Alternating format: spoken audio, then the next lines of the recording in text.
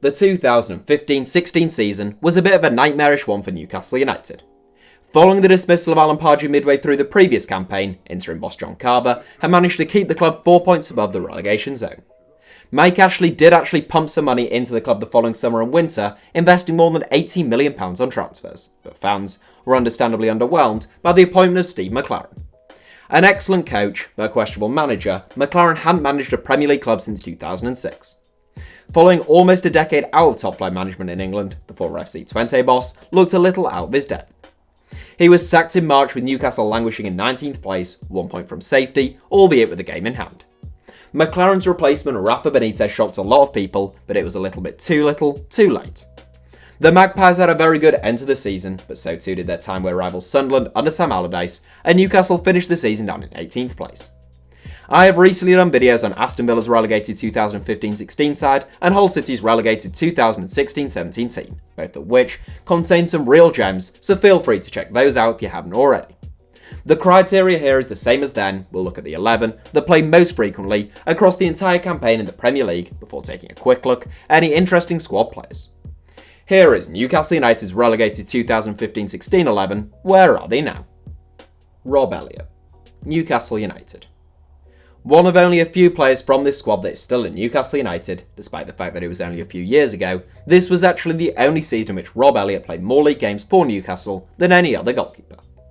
He still shared the role with Carl Darlow and Tim Krul, but Elliot made 21 league appearances in comparison to Darlow's 9 and Krul's 8. The 33-year-old is currently in his 9th season at St James's Park, where he's made 68 appearances, and he is now probably third choice goalkeeper behind Martin Dubravka and Carl Darlow. Daryl Janmaat, Watford. A good servant to Newcastle United during his 2 seasons with the club, particularly his first, Daryl Janmaat joined the Magpies from Feyenoord the same summer in which he was a regular for the Netherlands as they finished third at the 2014 World Cup. He was named as Newcastle Player of the Year by the Newcastle United Supporters Trust in his debut campaign, and following the club's relegation in 2015-16, he was snapped up by Watford. Highly effective going forward, but a little dubious defensively, Janmaat has made 70 appearances for the Hornets since then, jostling with Kiko Firmino for that starting berth at right back and losing his spot in the national team in 2018.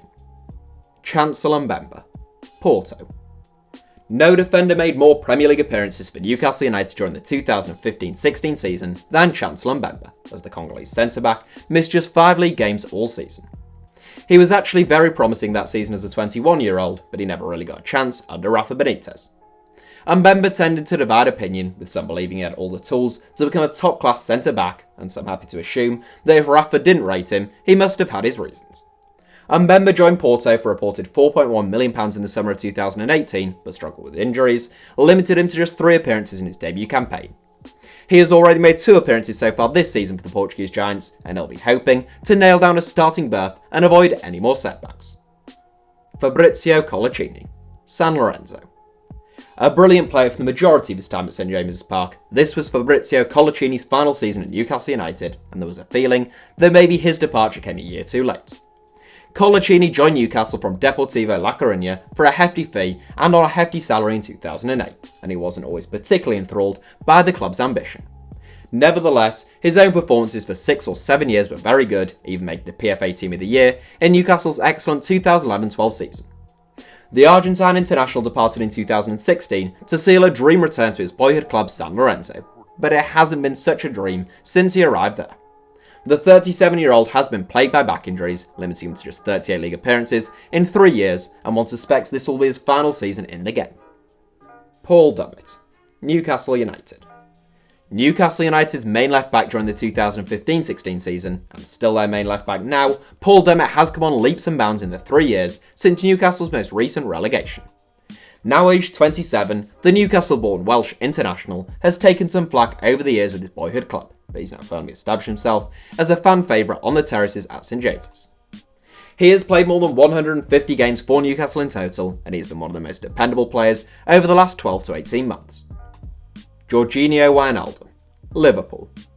Newcastle's top scorer and star man during the 2015-16 season, Georginio Wijnaldum, bagged 11 goals in 38 Premier League games in his only season with the club, although 4 of those goals came in a single game against Norwich City. Wijnaldum was the only player to feature in every one of Newcastle's league games in the 2015-16 season, starting 36, and being introduced twice. Although he put in some marvellous displays, the midfielder also went missing on one or two occasions, and there was a feeling among a lot of Newcastle fans that maybe he was a touch overrated outside of the northeast. Wijnaldum joined Liverpool, who had expressed an interest in him during his time in the Netherlands, for a potential £25 million following Newcastle's relegation, and he has been played in a totally different role under Jurgen Klopp ever since. The midfielder still plays further forward, looking to open up the opposition and score goals for the Netherlands, but at Anfield, he plays in a deeper role as part of a really energetic and functional midfield three. Moussa Sissoko, Tottenham. Moussa Sissoko started more league games for Newcastle United in the 2015-16 season than any other player, starting 37 league games and missing only one. An absolute bargain of a signing by Newcastle for just £1.5 million, Sissoko put in some fantastic displays and had a very good first season. When the going got tough, Sissoko didn't really get going though, and the only going that he seemed to want to do was going away from the relegation threat of Magpies.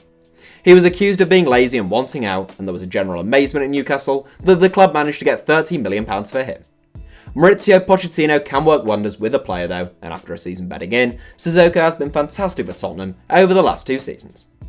Powerful, purposeful, and capable of dominating a midfield, he's a big player for Tottenham, and he was even named in the 2018-19 Champions League Squad of the Season and as Tottenham Legends Player of the Season for 2019. Jack Colback, Newcastle United. The third and final player in this 11 who is still at Newcastle United, Jack Colback, was once likened to Andre Pirlo by England boss Roy Hodgson. Hodgson handed Colback a call-up in 2014, but never a full cap. The red-headed midfielder also joined Newcastle from bitter rival Sunderland on a free transfer in 2014, becoming the first player since 1998 to switch from one to the other directly. Colback was born in Newcastle and grew up supporting the Magpies, and he's now in his fifth year with the club. He has twice been loaned out to Nottingham Forest, including for the entirety of last season, and he's yet to make an appearance under Steve Bruce this season. Perez and Anita, free agent.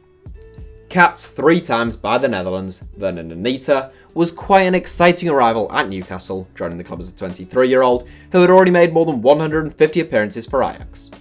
He never really lived up to his billing though, looking half decent in his first season or two, but pretty ineffective after that.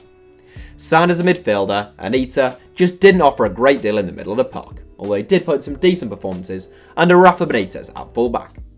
It was at right-back that Anita spent most of his last season at Newcastle, as the Magpies won promotion from the Championship, before joining Leeds United in 2017. In 2 years, Anita only made 22 appearances for Leeds, spending last season on loan back in the Eredivisie. His contract ended in the summer, and Anita hasn't yet been able to find a new club, still aged only 30. Ayoze Perez, Leicester City. Newcastle took a bit of a flyer on Ayoze Perez back in 2014, snapping him up for €3 million, off the back of a season in which he scored 16 goals in Spain's second tier.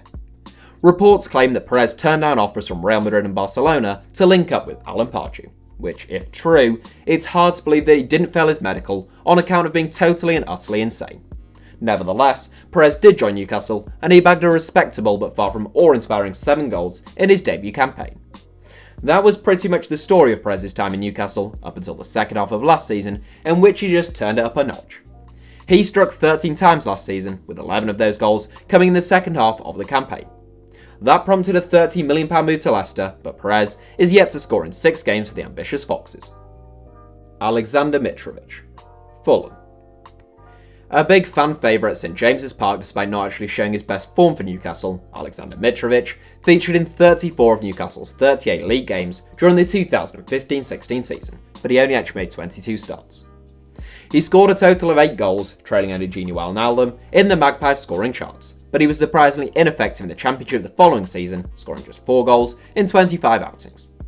That wasn't the case in the second half of the 2017-18 season, when Mitrovic went on loan to Fulham, and following 12 goals in 17 games for the Cottagers, they signed him on a permanent deal worth a potential £27 million. Mitrovic scored 11 goals as Fulham were relegated last season, and the big Serbian has already netted 5 times in 8 games in the Championship. Those are the 11 who feature most frequently for Newcastle during the 2015-16 Premier League season, and there aren't a great deal of squad players who have gone on to much bigger or better things. One who would fall into that category is Kevin Mbemba, who never really got a chance at St James's Park, but broke into the Swiss national team last season off the back of his impressive form for young boys, as well as earning himself a move to Bundesliga side Wolfsburg.